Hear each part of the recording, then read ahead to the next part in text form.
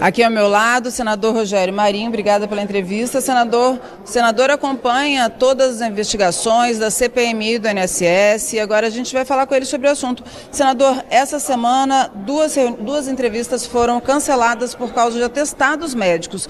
Qual vai ser a posição da CPMI para evitar que isso continue a acontecer?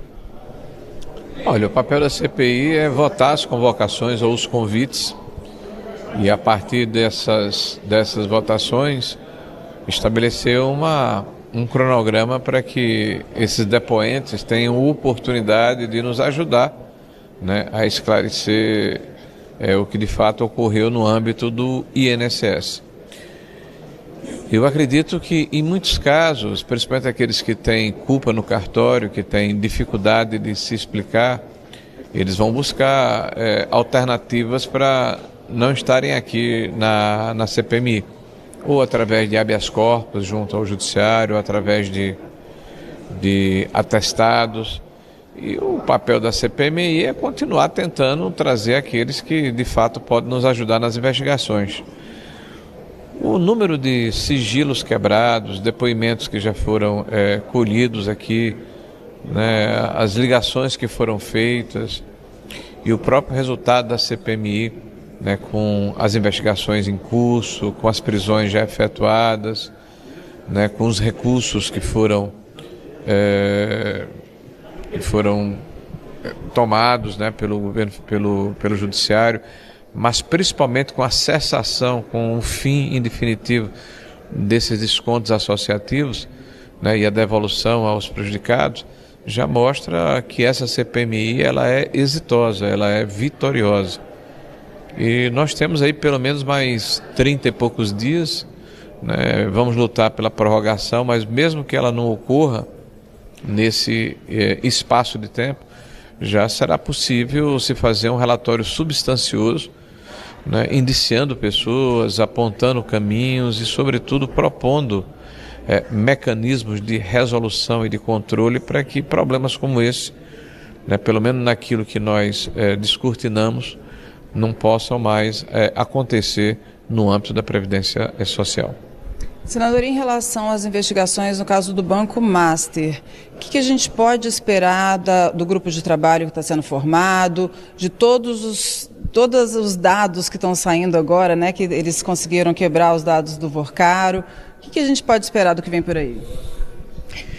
Esse é um caso bem complexo, né? E ele tem uma história que precisa ser contada à sociedade brasileira, né? O gênese, o início, o alicerce do Banco Master começa na Bahia, quando o atual ministro da Casa Civil, Rui Costa, era governador e o líder do governo, o Jacques Wagner, era secretário. Se vendeu uma estatal que tratava de cesta básica de alimentos para funcionários, uma estatal baiana, para um dos sócios do banco, atualmente do Banco Master, que é o Augusto Lima, uma operação de 15 milhões de reais, e ato contínuo o Augusto vende 50% dessa operação por 30 milhões, é um negócio da China.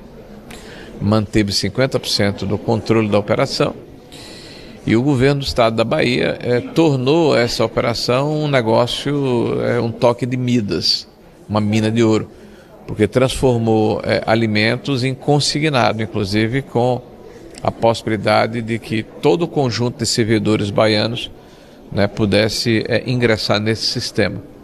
Ao longo do tempo, essa margem de consignado, que era 30%, chegou até 75%. E o negócio que começa desta forma, eu diria, inopinada, diferente, na Bahia se espalha pelo Brasil, né? O modelo passa a ser implementado em diversos municípios brasileiros, em diversos estados. E isso gerou o início do Banco Master. E essa amizade, essa admiração mútua era tão sólida que, algum tempo depois, por um pedido do PT da Bahia, um ministro medíocre que quebrou o Brasil, alguém que não tem nenhuma capacidade de gerir finanças públicas, basta ver o que ocorreu em 14 e 15, a maior recessão da história do Brasil. Esse ministro medíocre, mas petista, ganha um emprego de R$1 milhão nesse banco, por mês. Um banco de terceira linha. Eu desconheço no mercado financeiro um banco de primeira linha que contrate um lobista por R$1 milhão por mês. E um ex-ministro do STF, também a pedido do PT da Bahia, ganha uma consultoria de R$350 mil por mês.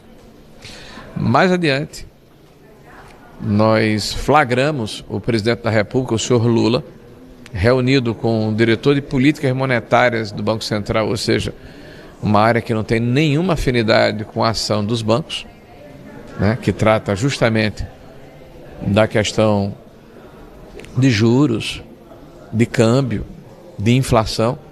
O senhor Galípolo, que vem a ser hoje o presidente do Banco Central, numa reunião fora de agenda, sem conhecimento do presidente do Banco Central na época, o senhor Roberto Campos, com o presidente da República, com o ministro-chefe da Casa Civil, o senhor Rui Costa, que por coincidência era o cidadão que propiciou a origem desse banco lá atrás, e o senhor Vorcaro e o lobista contratado, o senhor Mantega.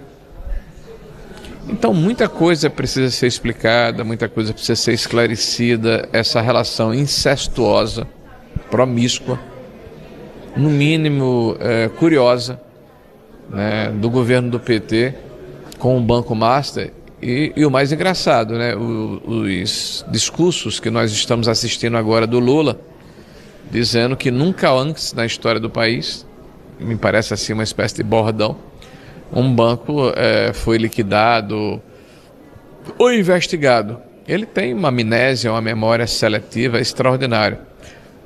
O que nunca aconteceu antes na história do país foi esse nível de promiscuidade que eu acredito que a CPMI deverá se debruçar e investigar. Quando a gente fala de corrupção e fala de PT, é uma espécie de redundância, né? Porque a corrupção está no DNA do PT.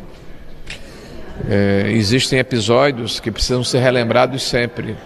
A Operação Greenfield, que trata de rombo nos fundos de pensão.